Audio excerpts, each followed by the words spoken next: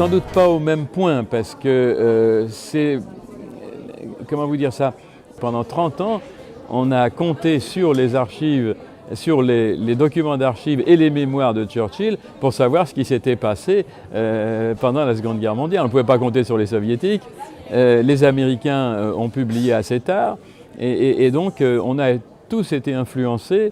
Notre façon de voir, par exemple, toute la diplomatie de la Seconde Guerre mondiale, la stratégie de la Seconde Guerre mondiale, on a compté sur Churchill.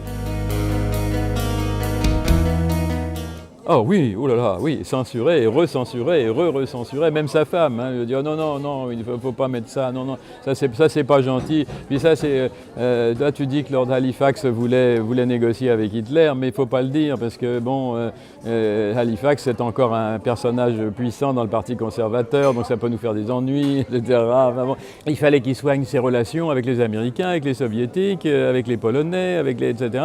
Et donc tout ça, ça avait une influence sur les mémoires. Mais il n'y a pas de mensonge, vous ne trouverez pas de mensonge, il y a des silences.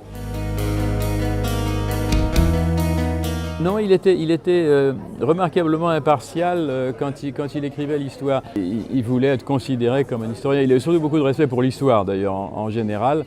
Et le fait d'avoir été un figurant assez connu dans l'histoire, ça lui plaisait beaucoup.